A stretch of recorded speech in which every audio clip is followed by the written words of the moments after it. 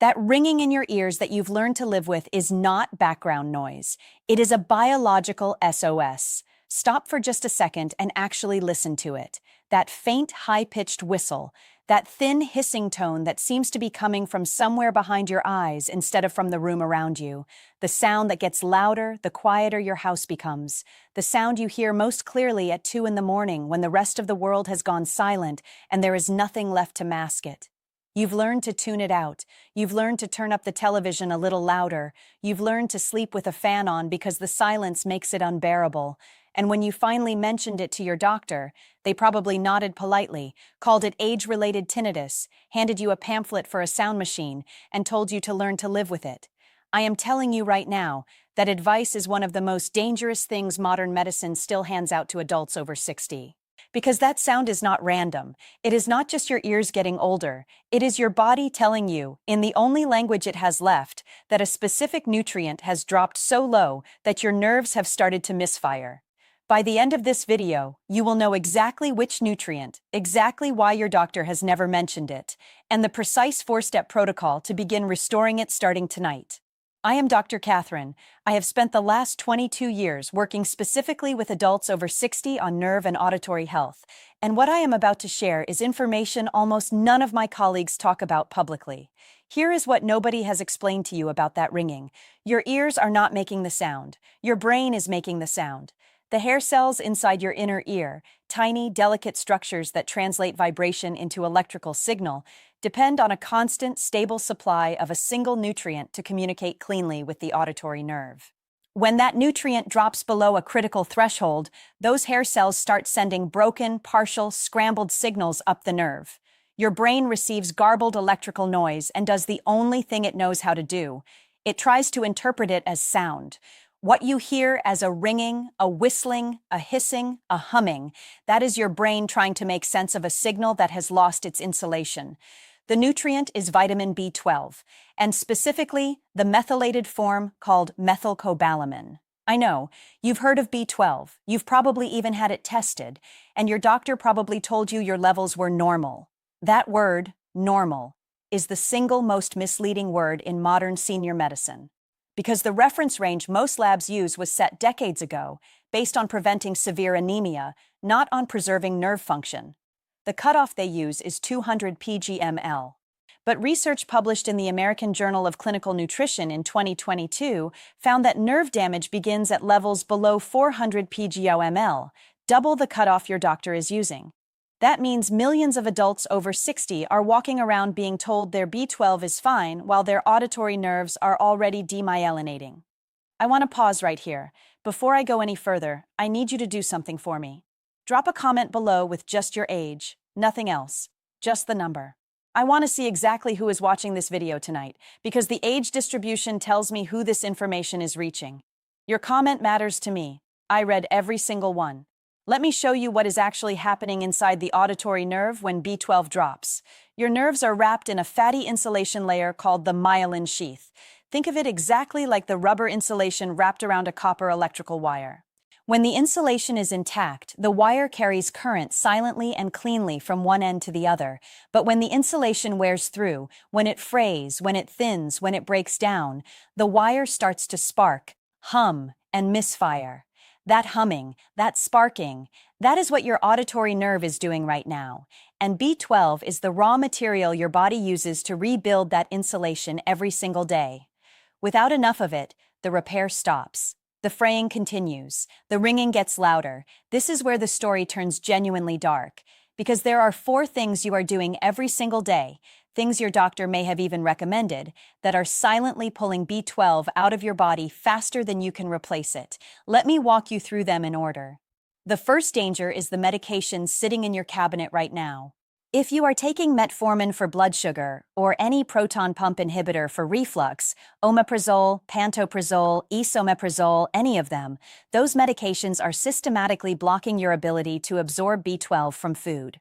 A study in the Journal of the American Medical Association in 2021 found that long-term metformin use reduces B12 levels by up to 29%, and long-term PPI use reduces absorption by as much as 40%.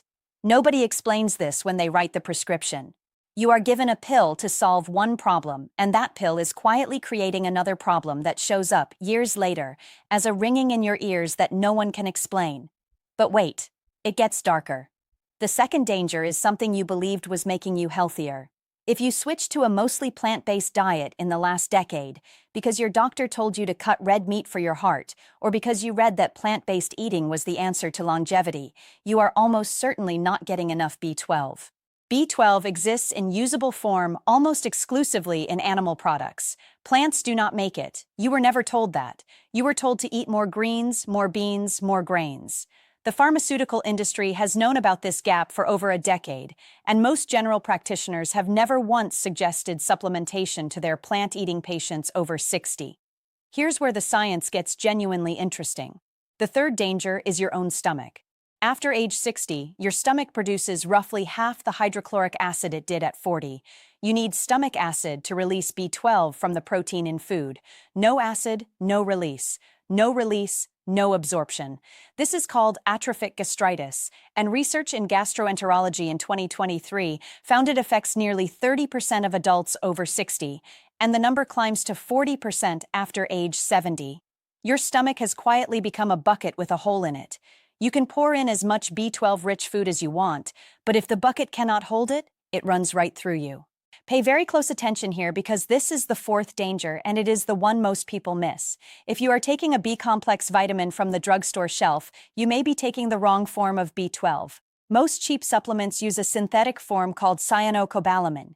It is inexpensive to manufacture, it is shelf-stable, and after age 60, many bodies lose the ability to convert it efficiently into the active methylcobalamin form your nerves actually use. You are paying money, swallowing a pill, and getting almost nothing into your auditory nerves. You have been doing everything you thought was right, and the bottle on your counter has been letting you down the whole time. Before I give you the solution, I need to hear from you. Be completely honest right now. When you lie in bed tonight and the room goes quiet, is the ringing louder than it was a year ago? Write yes or no in the comments, because if you wrote yes, what I'm about to share is not optional for you. It is critical. Now that you understand what is working against you, let me show you exactly what can work for you. I am going to give you 4 solutions in the exact order I give them to my own patients. The first solution is the correct form of B12. Stop taking cyanocobalamin. Switch to methylcobalamin. It will say that word directly on the label. The effective daily dose for adults over 60 with early nerve symptoms is between 1,000 and 2,000 micrograms taken sublingually, meaning you let the tablet dissolve under your tongue. Sublingual absorption bypasses your stomach entirely, which matters enormously if you have the acid problem I just described. Take it first thing in the morning, on an empty stomach, 15 minutes before food. A study in otology and neurotology in 2023 found that 12 weeks of sublingual methylcobalamin at this dose reduced tinnitus intensity in 47% of participants over 60. The second solution is partnering B12 with its cofactors. B12 does not work alone. It requires folate and B6 to complete the methylation cycle that repairs your myelin sheath. Think of it like an orchestra. B12 is the lead instrument, but without the rest of the section, there is no music.